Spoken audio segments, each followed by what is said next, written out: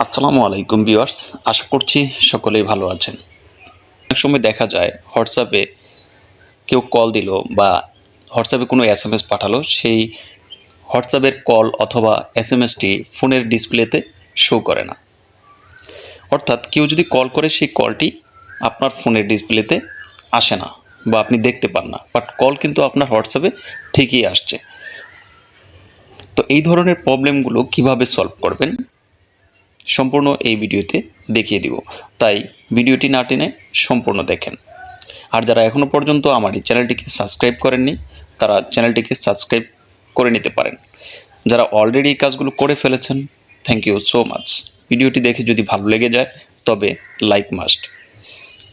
তবে আর দেরি না করে চলুন আজকের এই ভিডিওটি শুরু করা যাক। এর জন্য প্রথমেই চলে যাব হচ্ছে ফোনের সেটিংসে আসার পর এখান থেকে অ্যাপস নামে একটি সেটিংস পেয়ে যাবেন। এক একটা ব্র্যান্ডের ফোনে এক এক ধরনের থাকতে পারে। কারো ফোনে অ্যাপস অ্যান্ড নোটিফিকেশন থাকতে পারে, কারো ফোনে আমার ফোনের মতো শুধু অ্যাপস থাকতে পারে। তো আমার এখানে অ্যাপস রয়েছে, তো আমি এখান থেকে অ্যাপসের উপর একটি ক্লিক করে দিলাম।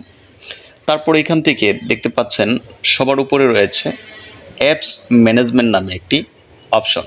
এই অ্যাপস ম্যানেজমেন্টের উপর একটি ক্লিক করে দেব। তারপর এখান থেকে আমাদের যেহেতু প্রবলেম হচ্ছে হোয়াটসঅ্যাপে, তাই খুঁজে বের করব হোয়াটসঅ্যাপ অ্যাপসটিকে। অথবা আপনি যদি খুঁজে না পান তাহলে সার্চ বারে লিখবেন, উপরে দেখতে পাবেন সার্চ বার, এই সার্চ বারে লিখবেন হোয়াটসঅ্যাপ। তাহলে দেখবেন যে হোয়াটসঅ্যাপ অ্যাপসটি আপনার প্রথমেই চলে এসেছে। তো এখান থেকে আমি হোয়াটসঅ্যাপের উপর একটি ক্লিক করে দিলাম। তারপরে এখান থেকে দেখতে পাচ্ছেন আমার এখানে অনেকগুলো সেটিংস কিন্তু দেখাচ্ছে। এই সেটিংসগুলোতে আমাদের কাজ মূলত প্রথম যে তিনটি সেটিংস রয়েছে, এখান থেকে প্রথম দুইটি সেটিংস নিয়ে আমরা কাজ করব। ম্যানেজ নোটিফিকেশন এবং পারমিশন, এই দুইটি অপশনে কাজ করলেই আমাদের যে প্রবলেম সেটা সলভ হয়ে যাবে। প্রথমে কাজ করব হচ্ছে ম্যানেজ নোটিফিকেশন, এর উপরে একটি ক্লিক করে দেব। ম্যানেজ নোটিফিকেশন, এখানে দেখতে পাচ্ছেন যে নোটিফিকেশন অফ রয়েছে। আপনার ফোনে হয়তো সেমভাবে এই নোটিফিকেশনটি অফ রয়েছে, যার কারণে কেউ যদি আপনাকে কল বা এসএমএস দিচ্ছে সেটি আপনার ফোনের নোটিফিকেশনে শো করছে না। তাই এখান থেকে যদি অফ থাকে তাহলে এটাকে অন করে দিবেন, অল নোটিফিকেশন অন। তারপরে এখান থেকে দেখতে পাচ্ছেন রিং, বিট, এই দুটি অপশন অন করে রাখবেন। তাহলে হবে কি, হোয়াটসঅ্যাপে যদি কোনো কল বা এসএমএস আসে তাহলে রিংটোন বাজবে অথবা বিট বাজবে, দুইটাই একসাথে বাজবে। তারপরে এখান থেকে আমরা ব্যাগে চলে যাব। সেকেন্ড কাজ হচ্ছে পারমিশন, এখান থেকে পারমিশনের উপর একটি ক্লিক করে দিব। তারপরে এখান থেকে দেখতে পাচ্ছেন অ্যালাউ রয়েছে কিছু অপশন, আর কিছু অপশন অ্যালাউ নেই, যেমন কন্ট্যাক্ট, মাইক্রোফোন, ফোন, এগুলো অ্যালাউ রয়েছে। আর নট অ্যালাউ বলতে কিছু অপশন রয়েছে যেমন কল লোগো, ক্যামেরা।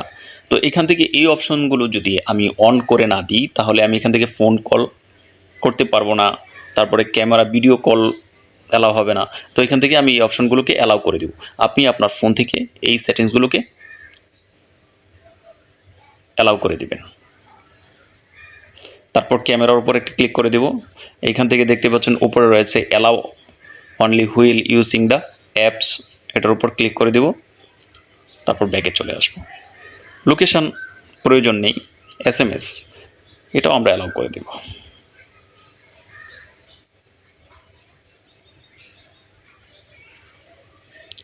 মোটামুটি আমাদের কাজ এখানে শেষ। এখন থেকে যদি কেউ আপনাকে হোয়াটসঅ্যাপে কল দেয় বা এসএমএস দেয় তাহলে সেই কলটি কিন্তু আপনার ফোনের ডিসপ্লেতে শো করবে এবং এসএমএসগুলো নোটিফিকেশনে শো করবে। আশা করি আপনারা বুঝতে পেরেছেন কিভাবে আপনার ফোনে যদি হোয়াটসঅ্যাপের কল ডিসপ্লেতে শো না করে সেটি কিভাবে করবেন। এই ধরনের আরও ইনফরমেটিভ ভিডিও পেতে আমার এই চ্যানেলটিকে সাবস্ক্রাইব করে রাখতে পারেন। কেন নয়, প্রতিনিয়ত আমার এই চ্যানেলে বিভিন্ন ধরনের ইনফরমেটিভ ভিডিও এসে থাকে। তো আজকে এই পর্যন্তই, আবারও দেখা হবে নতুন কোনো টপিক নিয়ে নতুন কোনো ভিডিওতে। সে পর্যন্ত সুস্থ থাকুন, ভালো থাকুন, আল্লাহ হাফেজ।